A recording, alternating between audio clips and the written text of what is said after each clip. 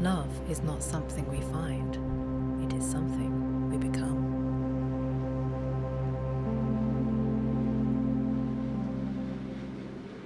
Living life as art. Hi everyone, and welcome to another episode of Living Life as Art. We are talking about the Oracle, again, the Soul Prophecy Oracle, but this time we're talking about... Hi everyone, and welcome to another episode of Living Life as Art. We are talking about the Oracle, again, the Soul Prophecy Oracle, but this time we're talking about two special cards which are in the deck, which aren't part of the necessary journeys. There's 5 journeys in the Oracle deck. This is an extra journey which we took. And it's a difficult journey, not going to lie, because it's about the cleansing of the ego, the upside down and the inside out and the back to front.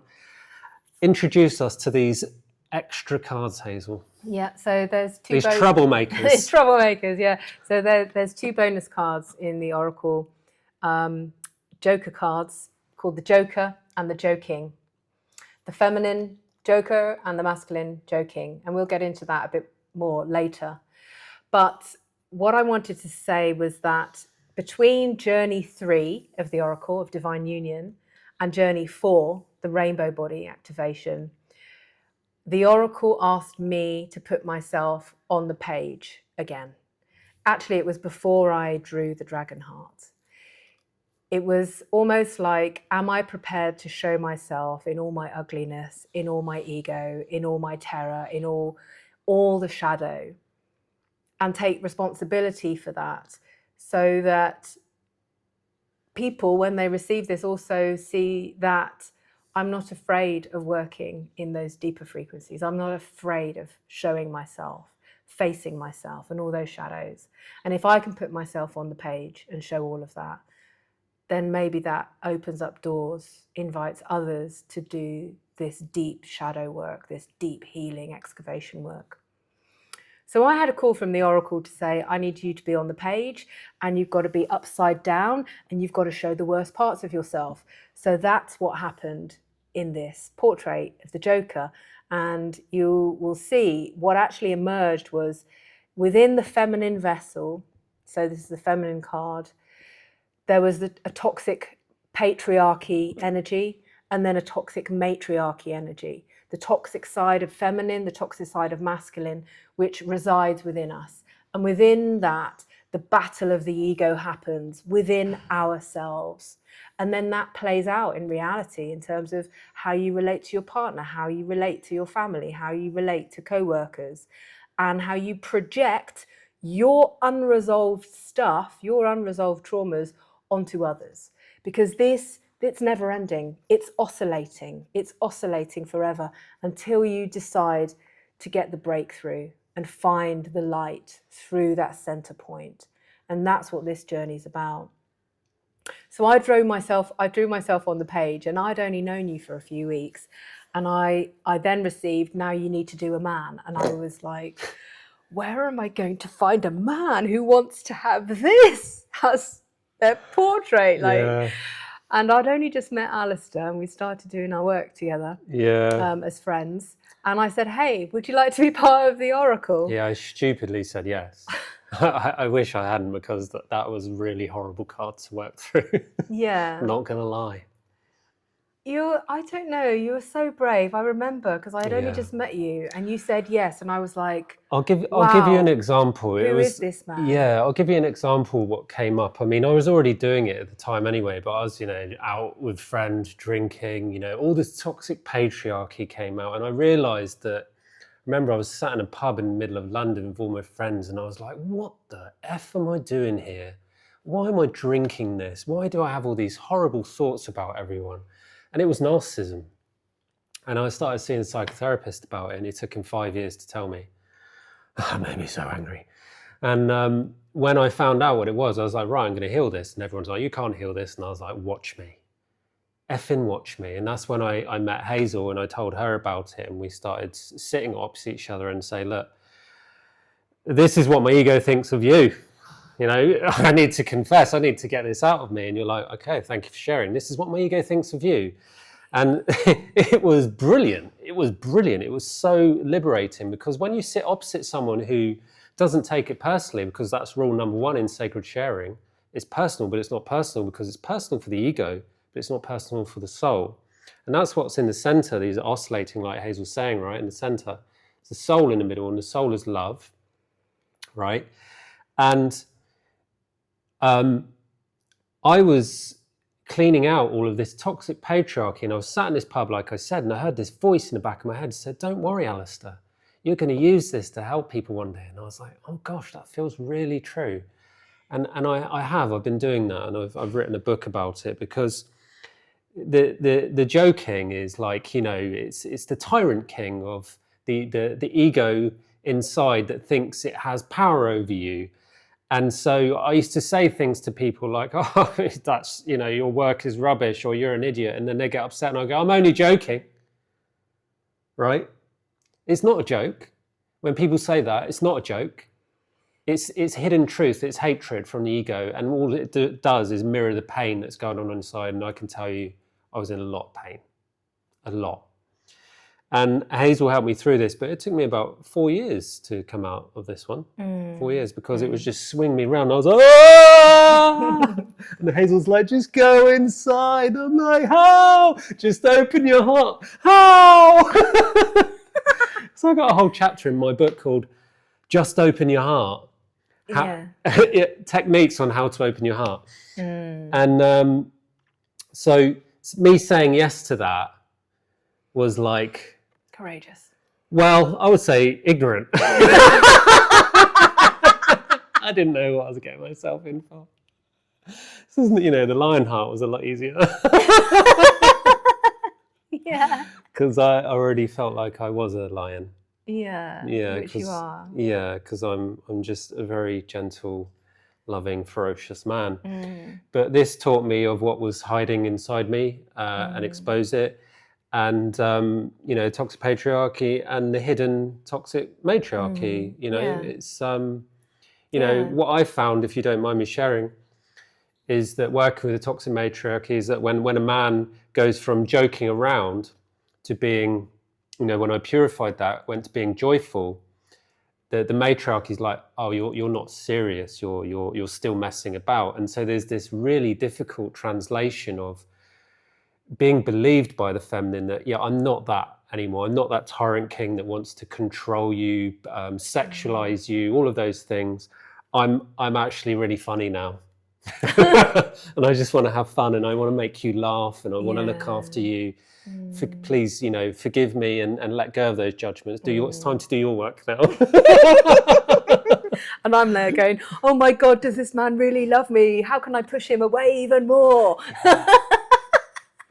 And that's my part, my shadow part's coming out, that played a part in the game. So doesn't matter where you are on the journey, your ego can pop up at any moment. No matter how much work you think you've done, your ego is still trying to build a flimsy house of cards, which is what this piece in the exhibition is. It's a house of cards made out of cards, small cards of these two cards, because it's something that we all have to face. And there's a lot of times people don't know how to work with their shadow, don't know how to do the shadow work. And I think that's why these cards felt so important. Again, not just to put the beauty on the page, but to put the shadow on the page. And to face that and to learn. And there's been so many teachings. I mean, this comes out in the teachings that I and we do, is I say, okay, there's this toxic side of you that does this, and the other toxic side of you that does this. This is divine union work. You're working with two sides of your ego here. What does the middle frequency feel like? Where is the way out? And there's a new way. And that is love, that dissolves all of that old reality. And that template can start to be applied to so many situations in order for us to re-establish balance, re-establish foundations, Right. which is what this doesn't have. And I feel like I'm I feel really part of this part of the journey. That's why I'm joining in on this. But I'd like to ask you to talk about that foundations, because that's something that we took a long time to discover. That, you know, what is the purified version? The opposite of building a house of cards is building a strong foundation, right? And that's by manifesting through creation, right? Absolutely. Do you want to talk into that?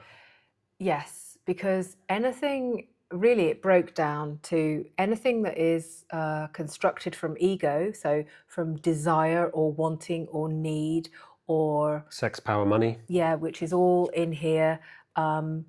Making yourself bigger, inflating yourself, making yourself smaller. Projection. Any kind of implants, any kind of conditioning patterns. Lies. Yeah. Yeah. If you create your life from any of those hidden things, they are not creating solid foundations. They will at some point emerge to create the loss of your job, the loss of friendships, the loss of relationships. And all of that is at play. That's why they can pop up at any moment. I mean, this is so profound, right? I've looked at this so many times, but I'm just realizing now, right, that, you know, in the Matrix, they take that parasite out of his belly. You just drew this, right? You channeled it. You weren't influenced by anything other than what was coming through you. And I realized there's two parasites there, one on the sacral, just like in a movie, and one on the back of the neck, which is really fascinating, because I find that the most powerful form of destruction is through the voice. And the other one is to stop the man from creating, because that's an enormous amount of love, and they want to control the masculine so that he can destroy the feminine, right? Those are the dark parts of the ego. So I'm really drawn into how brave we were, like you started with, and how brave you were to stand by me, watching me go through that. And I think we were both pretty devoted to move through such profound darkness, right? Yeah. Well, when you know what you're playing with, and you start to learn the wisdom of working with the shadow, then you start knowing how to play the game, and the jokers aren't ruling this new game of love. And that old foundationless life can fall away, and a new life can be created, which is what we talk about in the rainbow body more. Yeah, rainbow warriors. Yeah, rainbow warriors. Yeah. Can I get my hood up? Yeah, rainbow warriors. Yeah. Rainbow warriors. There you go. Yeah. Right, Yeah. So I just want to turn this just to show, so you can see a little bit more in the exhibition. So it's just at an angle here. So it's built like a house of cards, like you might do when you're playing around, and it's really representational of that fun house, that crazy house, that house of mirrors, where it could fall at any time. It's also like that maze, like you could go at anywhere, you get lost in it, and it could fall at any time. And either side there's the through the doors of the toxic masculine, and around the other side you got through the doors of the toxic feminine. Are you willing to look at yourself? That is the question. So or not to be. Yeah. And so I think these as bonus cards that you can bring into your oracle as you're using it as you wish, really invite you into discovering more what is preventing you from accessing, preventing you from initiating, crossing the threshold into embodying the next greatest version of yourself. And through the teachings as well that I do, learning what those frequencies feel like. This feels like this toxic masculine part of myself that's trying to rule the toxic feminine part of myself. Oh, it's not me trying to have an argument with you, it's me having an argument with me. It's not personal. That is trying to destroy the love. Yeah. And when you start to learn how to work like that, particularly in partnership or with friends, you realize that it's not personal. It's just part of the cleaning process. Yeah. So there we go. Yeah, and I would like to say that it's a really important part of the journey of purification to really be courageous enough to take responsibility for those toxic behaviors that we hold. And it's inevitable if you really want to get to that level of freedom within you where you are completely and entirely yourself and you remember completely who you are on that divine level. There comes a stage in the journey where you really have to confront those parts of you and let them go. And that could be challenging because there's this really deep feeling of injustice, of why should I have to do that when it happened to me? I was a victim of that. And that's the injustice of it. But in order to find that justice and get that reward on the other side, when you do take responsibility for it, an enormous amount of love comes in. And that's justice.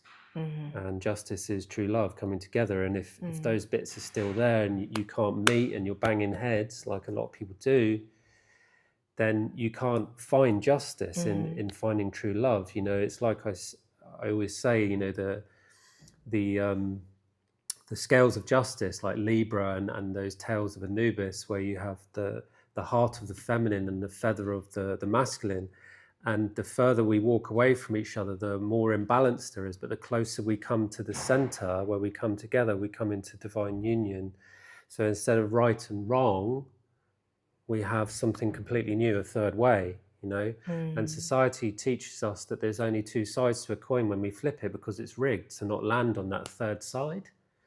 And so we never get to experience that. And so we have to create it by first finding that third way, by coming together in harmony and saying, I don't want to fight anymore. I want to be in love with you.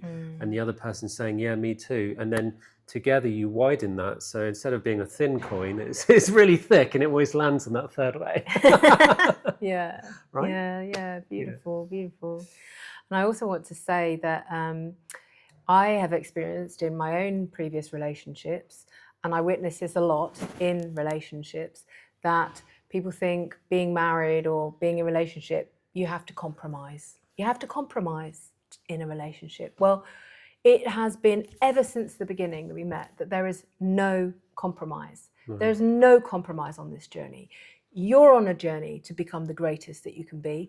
I'm on the journey that can become the greatest that I can be, and we are going to become the greatest that we can be. Yeah. And so what often happens in a relationship, let's just take, for example, you've got one part of the masculine ego that then comes to a compromise, which means that the feminine part of the ego has to play out in order for that compromise to work.